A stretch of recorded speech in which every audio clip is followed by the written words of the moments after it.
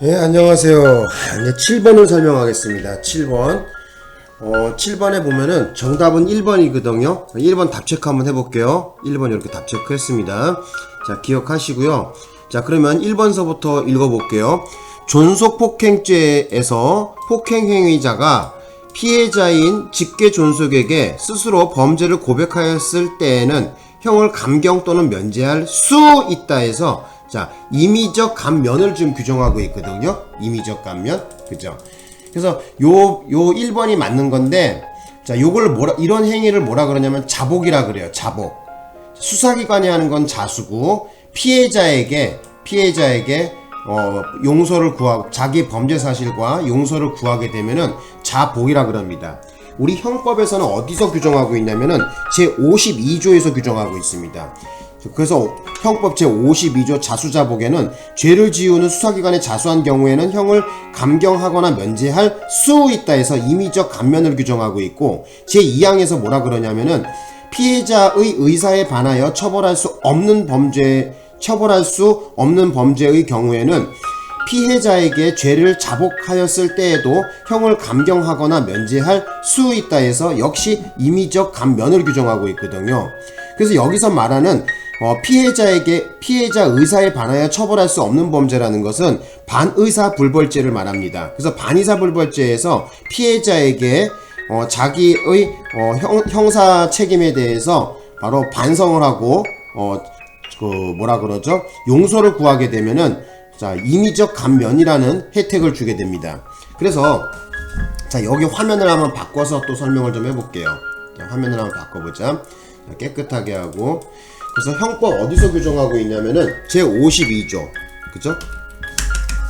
형법 제52조에서 규정하고 있습니다.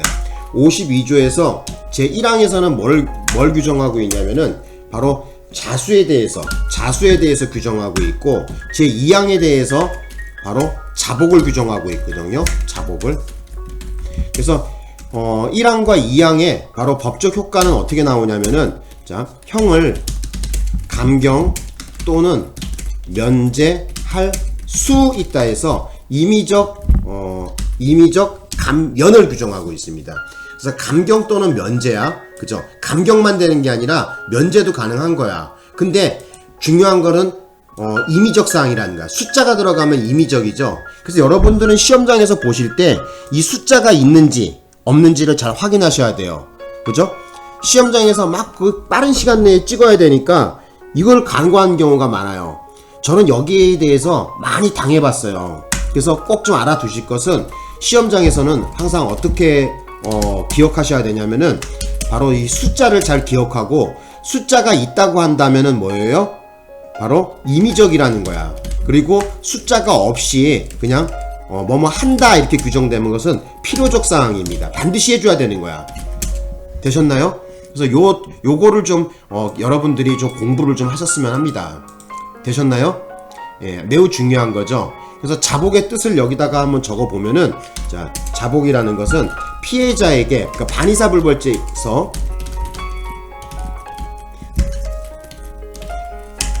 반의사불벌죄에서 피해자에게 어떻게 된다? 바로 자기의 범죄 사실과, 그죠? 범죄 사실과 어떻게 되냐면 용서를 구할 때, 그죠? 용서를 구할 때 바로 이런 혜택을 준다. 좀 알아두셨으면 합니다. 그래서 자복에 대해서 원래 자복은 제 시험에 안 나오고 자수가 많이 나오거든요.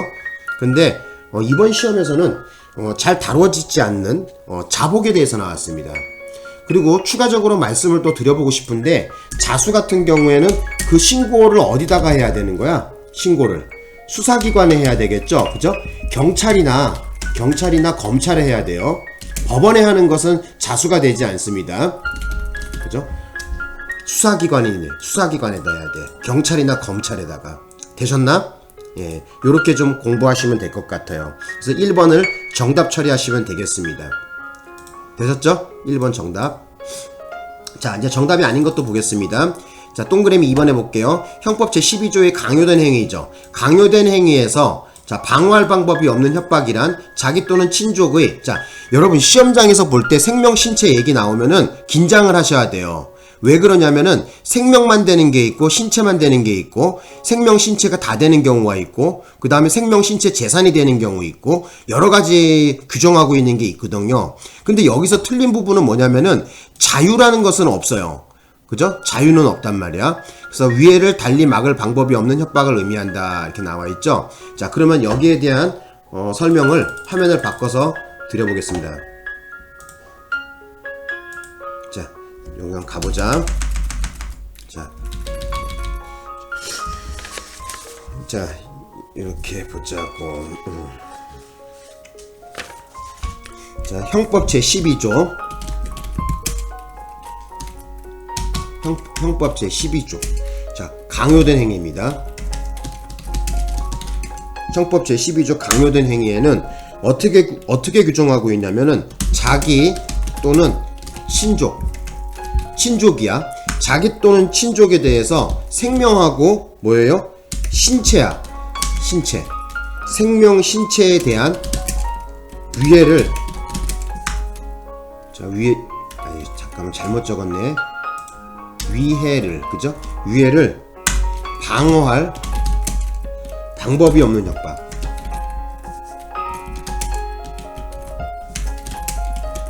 자, 요렇게 규정하고 있거든요. 그래서 알아두실 것은 뭐냐면은 지금 여기서 자세히 보세요. 지금 생명하고 신체만 있지, 그죠? 생명하고 신체만 있죠? 더 중요한 거는 뭐냐면은 자기 또는 친족이야, 그죠? 친족. 민법상에서 친족이라고 규정하고 있는 거를 말하겠죠, 그죠? 예. 그래서 알아두셨으면 합니다. 그래서 자기 또는 친족, 그리고 생명, 신체 두 개밖에 없어. 재산은 해당 사항이 없습니다. 그래서 여기다가 좀 적어볼게요. 2021년도 이게 수사경과 시험에도 나왔거든요. 그리고 조심이라고 적어놓을게요. 조심해야 될 것은 자유가 있다 없다. 여기 자유라는 거 해당 사항이 없고요. 재산도 없어 여기에. 응? 그죠? 재산도 없다는 거야. 요렇게 좀 정리 좀 해놓으십시오. 그러면 되겠죠, 그죠? 좀 기억해 놓으셔야 될 것 같아요, 이렇게. 자, 그러면 여기에 대해서 좀 더 깊이 좀 공부를 좀 해보자고 하면은, 자, 깊이 좀 공부를 좀 해보자면은, 여러분들 시험장 가면은 생명신체 또는 생명, 그죠? 뭐, 중상해, 중요기, 중권리행사방해, 중손괴, 뭐 여러가지 이게 나온단 말이에요. 그죠? 그래서 먼저 여기 넘버 원에서 이제 좀 설명을 드리고 싶은 건 뭐냐면은 중상해가 있거든요. 중상해. 그죠? 중상해. 그 다음에 또 뭐가 있죠? 중상해, 또 중유기, 또 중권리행사방해죄. 그죠? 중권방이라고 줄여서 해놓을게요. 요 세 개 같은 경우에는 알아두실 것은 뭐냐면은, 자, 여기다가 타이틀을 달아볼게요. 생명에 대한 위험 발생이에요.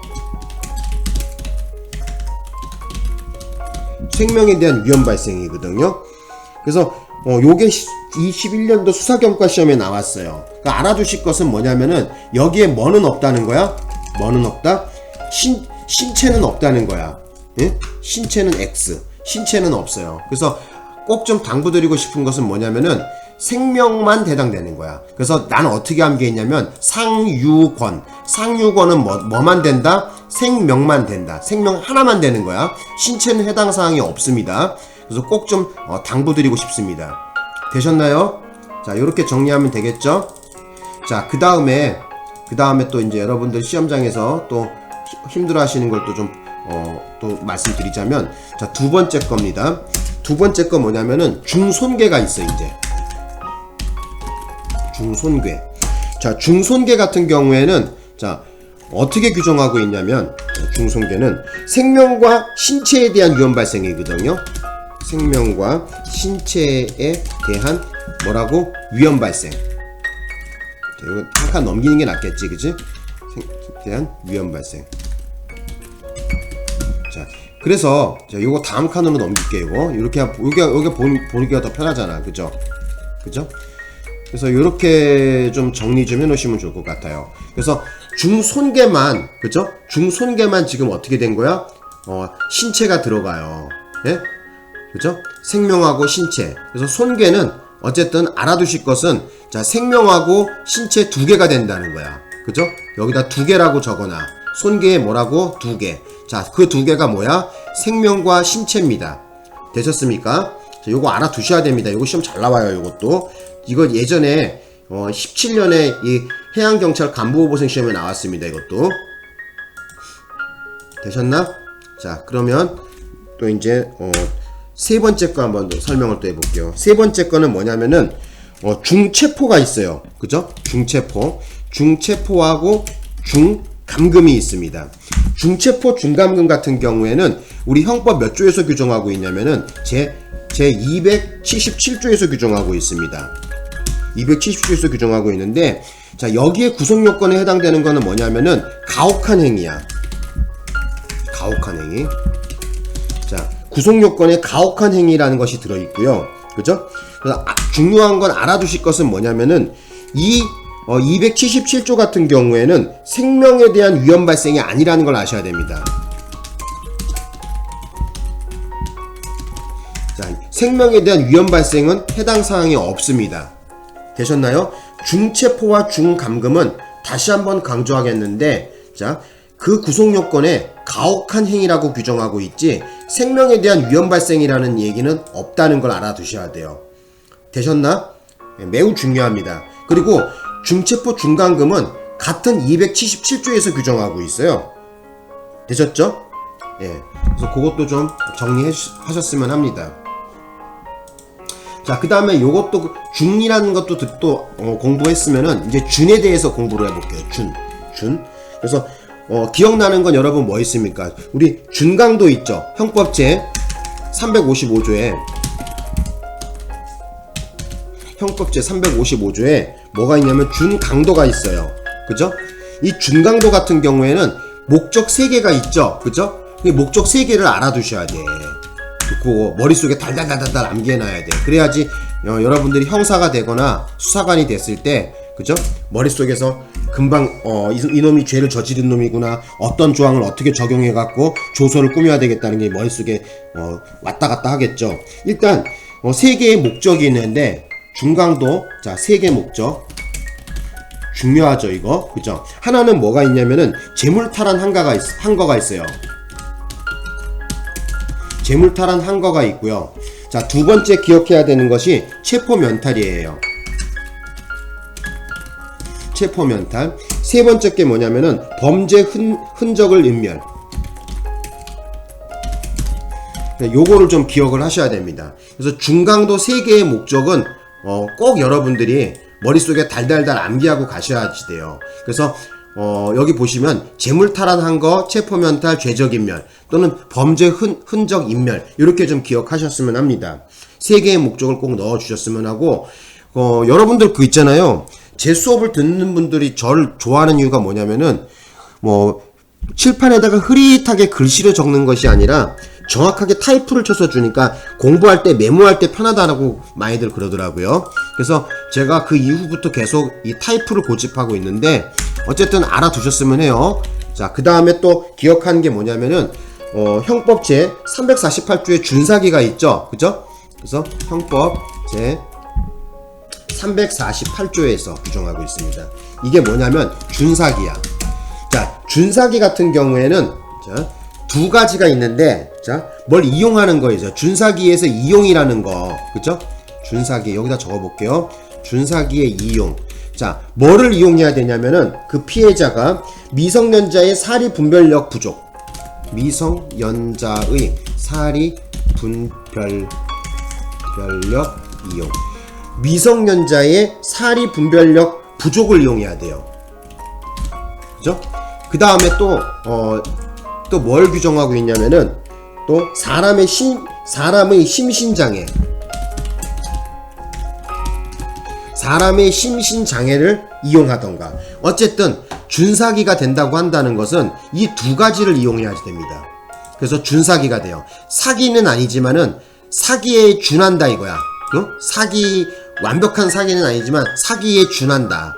그래서 여기 보시면은 미성년자 같은 경우에는 약간 좀 띨빵하잖아. 그죠? 세상 물정 모르고. 그래서 이런 미성년자의 사리 분별력을 이용해서 사기를 쳐먹으면은 형법 제348조를 적용한다는 거야. 또 미성년자가 아니라고 하더라도 약간 좀 모질라는 사람들 있죠. 약간 좀 띨빵하거나 이런 사람들. 사람의 심신장애, 약간 좀 바보 같은 사람들. 그죠? 그런 사람들의 심신장애를 이용해서 사기를 쳐먹으면은 바로 형법 제348조를 적용한다는 거야. 되셨나? 자, 그러면 또 이제 하나 공부해 봅시다. 또 뭐가 남았냐면 준강간이 있어요. 이거는 형법 제299조에 나와 있거든요. 형법 제299조에서 규정하고 있습니다. 형법 제29조. 여기에는 준강간과 또 준강제추행. 자, 강간이라는 것은 뭐예요? 남자의 성기가 여자의 성기에 들어가던가 여자의 성기가 남자의 성기에 들어갔을 때 강간이라 그랬잖아요. 그래서 이 강간에 준한다 이렇게 보는 거예요. 준강간. 그 다음에 준강제추행도 마찬가지죠. 추행이라는 것은 남자의 꼬추가 여자의 성기에 들어가지 않니 하더라도 성적 수치심을 느끼는 부위, 예를 들어서 여자의 가슴이라든지 아니면 음부라든지 이런 데를 만졌다든지 아니면은 성적 수치심을 느끼게 하는 겨드랑이라든지 어깨라든지 아니면은 궁뎅이라든지 이런 데를 만졌을 때, 그죠? 다리 같은 걸 만졌을 때 바로 강제추행이라 그러죠. 그죠? 되셨죠? 자, 그런 거를 얘기하는 거야. 자, 이때 자, 무엇을 이용해야 되냐면은, 자, 여기서 이용에 대해서 자, 또 적어 드릴게요. 자, 뭐를 이용해야 되냐면 사람의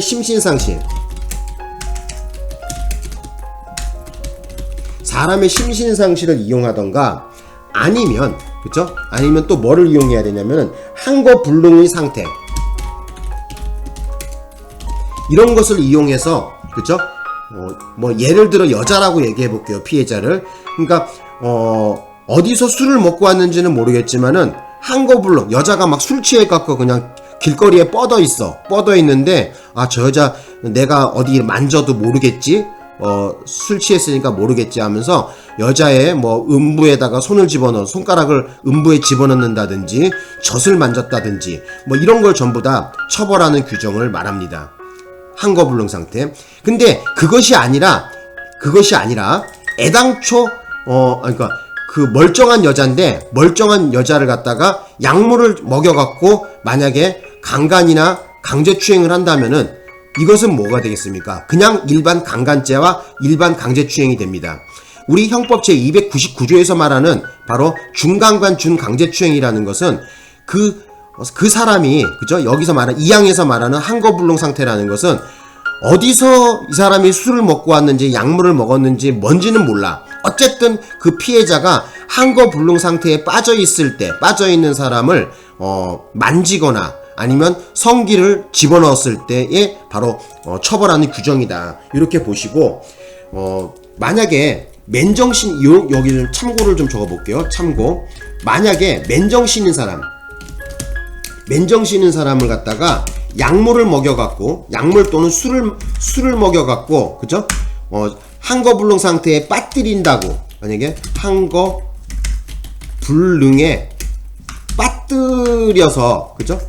빠뜨려갖고, 만약에, 강간을 하거나, 아니면, 성적 수치심을 느끼는 부위를 젖을 만지거나, 음부에 손가락을 집어넣는다든지, 이러한 행위를 하게 되면은, 이것은, 299조를 적용하지 않고, 바로 강간을 적용하던가, 아니면 강제추행을 적용하겠죠. 그죠? 되셨나요? 그러니까 요거를 좀 조심하셔야지 돼요. 자, 다시 한번 강조해 보겠습니다. 자, 지금 299조에서 말하는 것은 뭐냐면요. 299조에서 말하는 거는, 잠깐만. 299조에서 말하는 것은 지금 1항 그 이용을 하는 데 있어서 사람의 심신 상실을 이용하다가 약간 좀 모질하거나 모질하면 된다. 약간이 아니죠. 제정신이 아닌 거죠. 맨정신이 아닌 사람, 그죠? 심신 상실된 사람을 갖다가, 그죠? 강간을 한다든지 추행을 했을 때 처벌하는 거고, 또는 항거불능 상태에 있는 그죠? 예를 들어 여자라고 한다면 한거불능 상태, 어디서 한거불능 상태에 빠져왔는지는 모르지만은 어쨌든 그 행위 시에 한거불능 상태에 빠져있는 여자를 갖다가 젖을 만지거나 성적 수침을 느끼게 하는 뭐 이런 부위들, 아니면 뭐 음부에다가 손가락을 집어넣는다든지 이러한 행위를 갖다가 한 경우에는 형법 제 299조를 적용해서 준강간 또는 준강제추행을 적용한다는 얘기예요. 하지만 자, 그것이 아니라 맨정신 정상인인데 뭘 꼬셔갖고 약물을 처먹였거나 술을 마시게 해갖고 한거불능에 빠뜨린 다음에 강간이나 강제추행을 하게 되면은 일반 강간과 일반 강제추행이 되는 거야. 요거를 좀 조심하셔야지 돼요. 되셨나요? 그래서 요렇게 좀 정리를 좀 제가 해봤습니다. 되셨나요? 그래서 오늘 좀 여기다가 제가 공부를 좀 해봤는데, 자, 이왕 공부하시는 김에 세트로 좀 공부했어요. 형법 정리를 해보겠습니다. 형법 제12조 강요된 행위에서는 자기 또는 친족이야. 중요한 건 친족이라는 거예요. 그죠? 예를 들면 이런 거야. 그 친족에는 뭐예요? 자기 가족도 포함되겠죠. 마누라나 딸내미나 아들내미나 다 된다는 거죠. 아니면 저것도 포함되겠죠. 어머니나 아니면은 사촌이라든지 이런 친족들. 자, 그러한 사람에게 생명 신체에 대한 위해를 가하겠다고 어떤 방어할 방법이 없는 협박을 했을 때, 예를 들면은 그런 거야. 회사 기밀을 빼오지 않으면은 딸내미를 성폭행하겠다, 강간하겠다, 이런 식으로, 아니면 딸내미를 죽여버리겠다, 이런 거 있죠. 마누라를 강간하겠다, 아니면 죽여버리겠다, 이런 방어할 방법이 없는 협박을 하는 경우에는, 그죠? 이 경우에 어떻게 돼요? 강요된 행위에서는 기대 가능성이 없다 해갖고, 그죠? 적법행위를 할 기대 가능성이 없다 해갖고 바로 벌하지 아니한다로 해서 빼버리는 거죠. 그죠?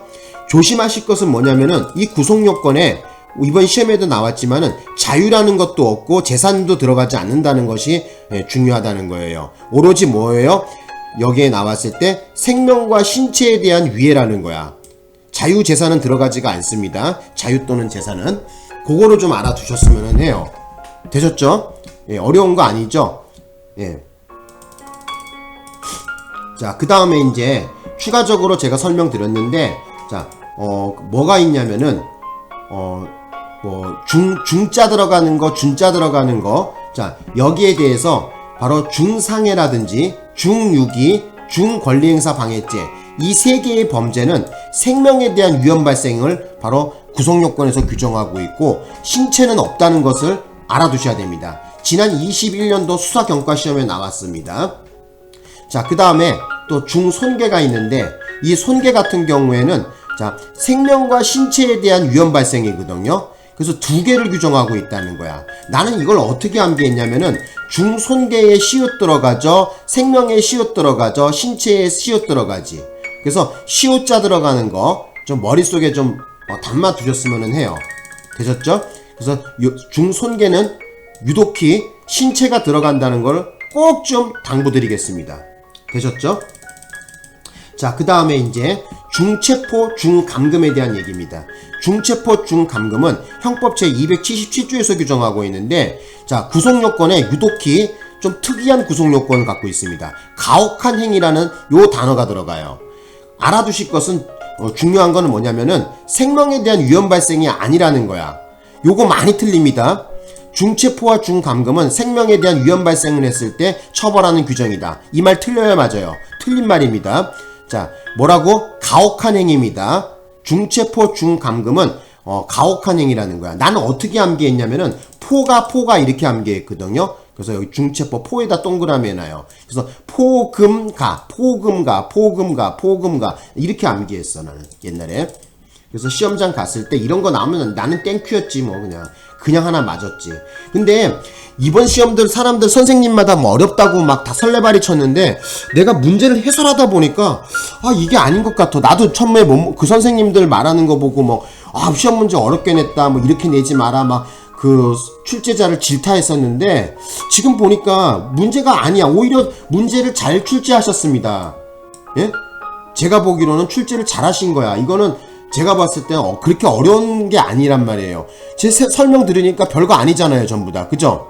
그러니까 내 생각으로는 그 양반들이 내 생각으로는 유명 강사고 좀 잘 나간다고 생각해갖고 연구를 좀 안 하는 것 같아. 그러니까 시험 문제가 그렇게 나왔을 때 자기가 생각했던 방향과 다르게 나왔으니까 막 그 출제자를 막 질타를 한 것 같은데, 제가 보기로는 이번 출제 아주 잘 된 것 같습니다. 문제 물어볼 수 있는 걸 갖다가 다각도로 해서 물어보신 거고, 먼저 지금 제 1번 영상에 막 출제자를 저도 막 질타하고 막 문제 왜 이렇게 냈냐고 막 승질냈는데, 좀 죄송하다는 말씀을 좀 드리고 싶어요. 지금 입장을 저는 선회했어요. 변경을 했습니다. 자, 보겠습니다. 형법 제 355조의 준강도에 있어서는요, 요거 중이나 준이나 요 들어가는 거 구성요건 중요하다 그랬었죠. 자, 준강도의 3개의 목적은 하늘이 무너져도 머릿속에 기억하고 계셔야 됩니다. 재물탈환한 거, 체포면탈, 범죄 흔적 인멸, 꼭 좀 당부드리겠습니다. 자, 그 다음에 이제 또 보자. 자, 형법 제 348조 준사기에 대해서 나왔는데, 이 준사기 같은 경우에는 자, 2개 구성요건 나와 있는 내용 2개를 좀 기억합시다. 미성년자의 사리 분별력 부족을 이용하던가 사람의 심신장애를 이용했을 때 준사기라 그럽니다. 요 구성요건 기억해. 메모 다 하셔야 돼. 예? 자, 그 다음에 이제 형법 제 299조에 대해서 보겠습니다. 준강간과 준강제추행. 자, 여기서는 자, 2개의 구성요건을 기억하십시오. 사람의 심신상실과 항거불능 상태라는 것을 머릿속에 기억해 두십시오. 되셨나요?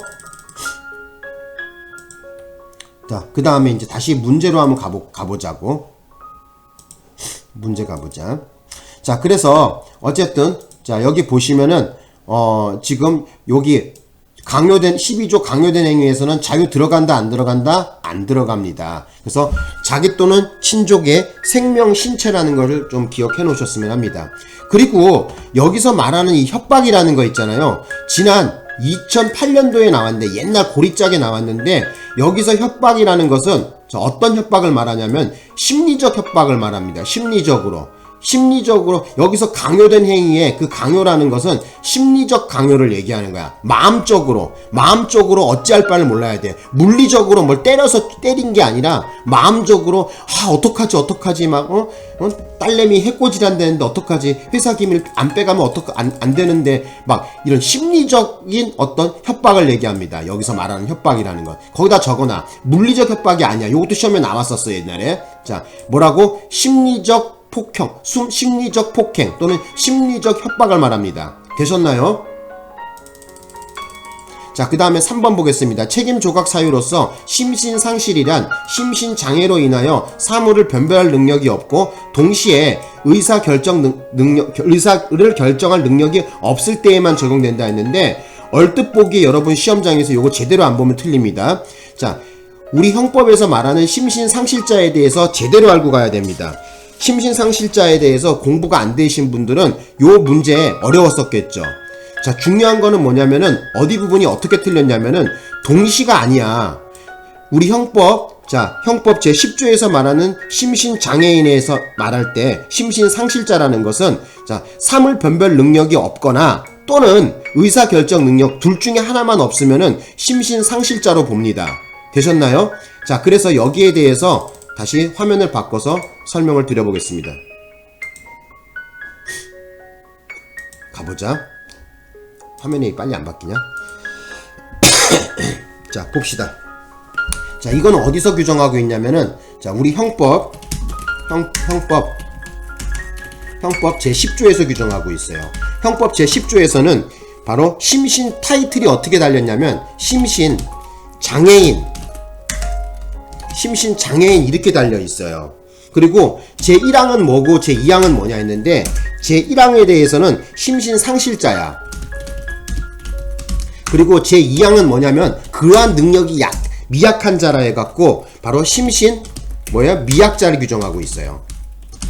그래서 규정할 때 전항의 능력이 미약한 자는 이렇게 규정하고 있어요. 그래서 심신미약자를 따로 설명하지 않고 우리 형법에서 어떻게 규정하고 있냐면 전항의 능력이 미약한 자는 이렇게 규정하고 있다고. 전항의 능력이 어쩐다? 미약한 자는 자, 이렇게 규정하고 있단 말이야. 그래서 심신미약자가 뭐 어떤 거 심신미약자라고 이렇게 규정한 것이 아니라 전항의 능력이 미약한 자, 즉 말하자면 뭐예요? 바로 사물 변별 능력과 의사결정 능력이 어쩐다는 거야? 능력이 미약한 자를 갖다가 심신미약자다 이렇게 규정하고 있어요. 우리 형법에서는. 그 법조문만 제대로 보셨어도 이 문제 틀리지 않는 거죠. 법조문을 냈는데 시험 문제가 어려울 리가 없는 거죠. 그래서 제가 보니까 그 유명 선생님들 유명 학원에 막 뭐 어쩌고 저쩌고들 막 개소리 엄청 많았는데 제가 보기로는 조금 모르겠어요. 지금 제가 해설을 이렇게 해드린다고 강의 연구를 이렇게 하다 보니까 괜히 내가 출제하신 분들 욕했네 이런 생각이 드는 거야. 미안하네요. 괜히. 자, 그 영상 지워버리고 싶네요. 저 맨 첫 번째 1번 해설했던 총평과 1번 해설했던 건 지워버리고 싶을 정도예요 지금. 이렇게 멋있는 출제를 하신 분들인데 제가 왜 욕을 했나 이게 미안하네요. 자, 그래서 자 여기에 대한 공부를 좀 해보자. 1항에 대해서 자 공부해보자. 심신상실자. 자, 심신상실자는 우리 형법에서 어떻게 규정하고 있냐면은 자 이렇게 규정하고 있습니다. 사물 변별 능력 또는 사물 변별 능력 또는 자 뭐 어떤 거? 의사결정 능력. 사물 변별 능력 또는 의사결정 능력. 자, 이 중에서 둘 중 하나만 없어도 어떻게 된다요? 없어도 해당된다는 거야. 그래서 또는입니다. 그래서 또는 오화야. and가 아니라 오화로 규정되어 있어요. 그래서 둘 중에 하나만 없어도 어쩐다는 거야? 심신상실자로 본다는 얘기입니다. 다시 한번 말씀드릴게요. 사물 변별 능력 또는 의사결정 능력 둘 중 하나만 없어도 해당하는 것이 심신상실자예요. 그래서 이 능력이 약하면 심신미약자가 되는 거고. 되셨나? 그래서 또는인데 그거를 여러분들이 좀 시험장에서 또 혼돈을 일으켰을 거야. 또는입니다. 또는. 그죠? 둘 중에 하나만 없어도 해당한다는 거야. 그래서 다시 문제로 돌아가면은 자 문제로 다시 돌아가자. 문제로 다시 돌아가니까 여기 어디 부분이 어떻게 틀린 거야? 동시에라는 요런 말이 들어가서 틀린 거야. 동시가 아니라 사물 변별 능력이 없던가 또는 의사결정 능력이 없던가 둘 중에 하나만 없으면 돼요. 바로 심신상실자가 된다는 거야. 근데 동시라는 말이 들어가서 틀린 거지. 그러면 선생님 왜 시험장에서 저는 빙신짓거리를 하고 왔을까요? 이렇게 되물을 수가 있겠죠? 그럼 여러분들이 뭐와 헷갈렸냐면은 제11조에서 청각 및 언어장애인, 즉 옛날에 농아자라는 거와 헷갈렸을 거야. 자, 그래서 그것도 설명을 좀 드려볼게요. 자, 그것도 설명을 드려볼게. 자, 거기에 대해 설명을 좀 드려볼게요. 자, 봅시다. 자, 우리가 형법 제 11조, 이거는 11조야. 이거는 청각 및 언어장애인이거든요. 옛날에 농아자지, 이게. 옛날 법률 용어 개정 전에. 청각 및 언어장애인. 청각 및 언어장애인은 어떻게 규정하고 있냐면, 듣거나 말하는데 모두 장애가 있는 자, 이렇게 규정하고 있어요. 듣거나 말하는데 모두 장애가 있는 자. 그래서 요거가 바로 여러분들이 헷갈렸을 거야. 이거는 듣는 거나 말하는 거 둘 다 농자, 아자, 그죠? 합쳐서 농아자. 그래서 듣거나 말하는데 모두 장애가 있어야지 돼요. and 요건이란 말이야. 모두 장애가 있어야지 돼요. 동시에 없어야지 돼요. 요거랑 아마 헷갈렸을 거야, 시험장에서는. 그죠? 되셨나? 그래서 여러분들이 여기 그래서 10조 11조 제대로 공부 안 하신 분들은 개박살 나고 왔을 거야. 그러니까 듣는 거 히어링이죠. 그죠? 히어링하고 뭐예요? 말하는 거 토킹. 그죠? 히어링과 토킹이 모두 어쩌야 되는 거야? 장애가 있어야지 된다는 거야. 이 경우에 형법 제11조 언어 및 청각 및 언어장애인이 되는 거예요. 되셨나? 그죠? 되셨죠? 자, 그래서 이 경우에 여러분은 처벌이 어떻게 나오냐면은 필요적 감경이거든요. 그래서 필요적 감경. 그래서 필요적 감경인데 쉽게 얘기하면 어떻게 그냥 형을 감경 어떻게 된다? 한다. 요렇게 좀 기억하셔야지 돼요. 그래서 이 11조에서 여러분 또 시험에 나온 거는 뭐냐면은 22년도 검찰에 나왔었는데 이 청강민 언어장애인 바로 농아자죠. 이 양반이 설사 사물 변별 능력이나 바로 사물에 대한 통제 능력이 있다고 하더라도 반드시 형을 감경해 줘야 됩니다. 이 경우에는 어쨌든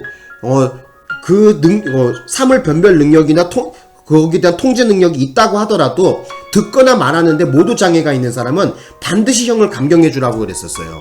필요적 감경을 규정하고 있어요. 그래서 여기서는 11조에서는 사물 변별 능력하고는 전혀 상관이 없어. 해당 사항이 없어.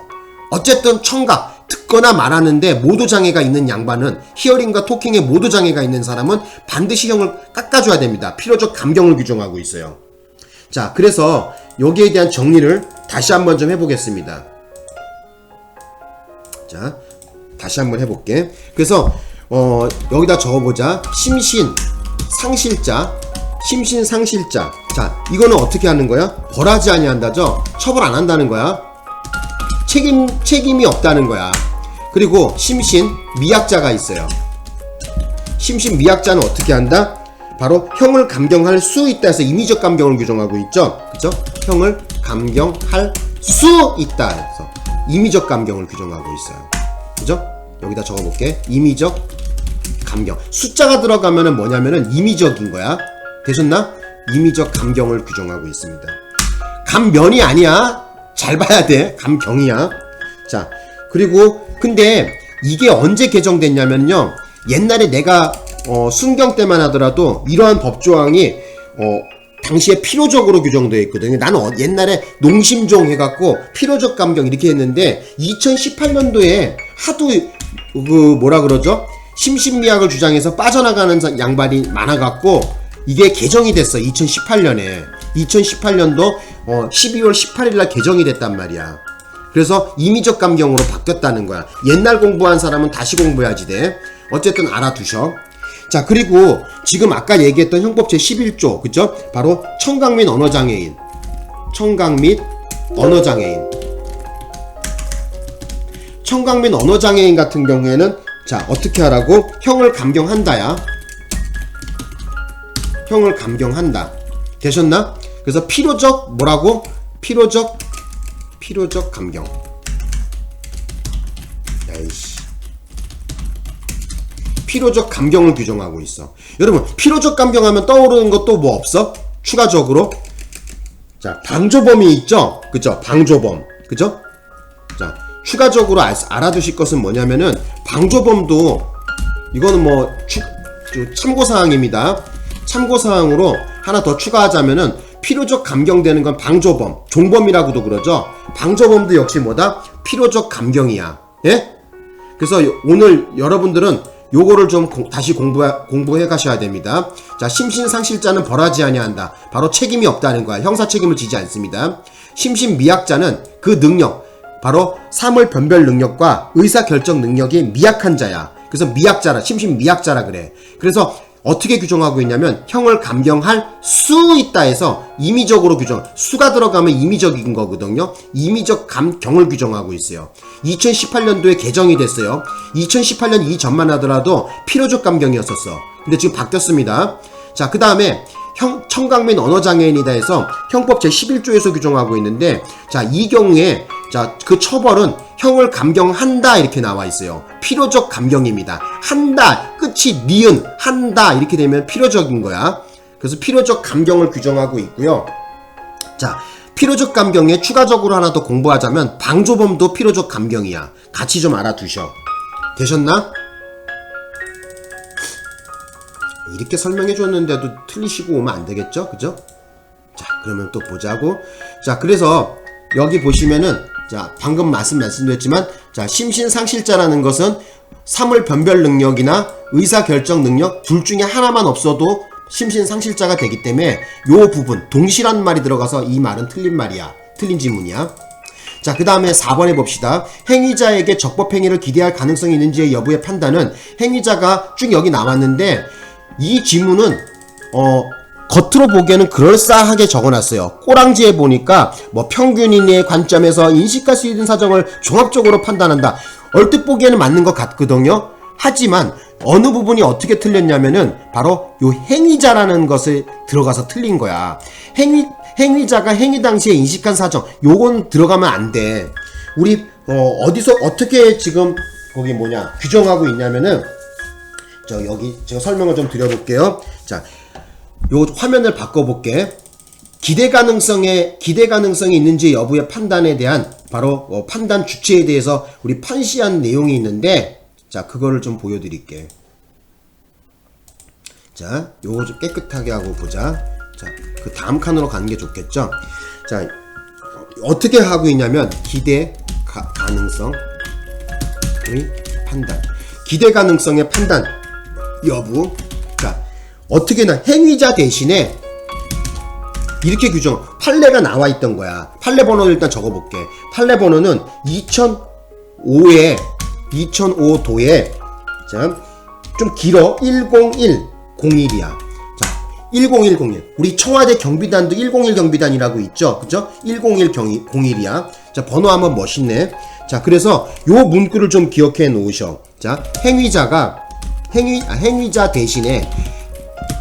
대신에라는 요 문구를 기억해야 돼요. 행위자 대신에 사회적 평균인을 두고,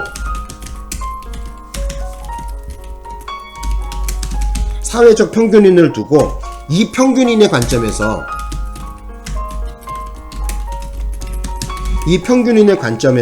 기대 가능성 유무를 판단한다 그랬어요. 그래서 여러분들은 머릿속에다가 기억하실 것은 뭐냐면은 바로 행위자 대신에라는 요 문구를 기억하지 않으면은 어쨌든 틀린 말이야. 틀린 지문으로 알고 계셔. 앞으로 시험장 가셔서 기대 가능성 얘기 나와서 그 판단 여부에 관련돼서 그 기준점에 대한 사람을 물어본다면 행위자 대신에라는 요 문구가 안 들어가면은 그 지문은 틀린 지문으로 보시면 됩니다. 되셨나요? 그래서 여기 다시 한번 가보자. 요 문구가 틀렸어. 얼뜻 보기에는 맞는 것 같은데, 자, 보자고. 행위자가 적법행위에 기대 가능성이 있는지 여부의 판단은 행위자가 행위 당시에 인식했던 사정과 요 말 들어가면 틀린 거야. 어쨌든 어떤 문구가 들어가야 돼요? 행위자 대신에 요 말이 이 지문에 빠져 있잖아. 그죠? 여기 밑에는 나와 있네. 구체적인 행위자 대신 나왔는데, 어쨌든 이 4번 지문은 틀린 지문으로 보시면 돼요. 그죠?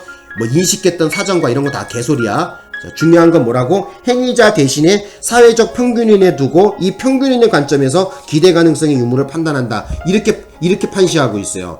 어쨌든 야리꾸리하게 지문을 지금 여기다가 이 출제자가 만들었는데 이 지문 내용은 틀렸습니다. 예. 그래서 행위자 대신에 사회적 평균인을 두고 이렇게 이 말이 나와야 돼요.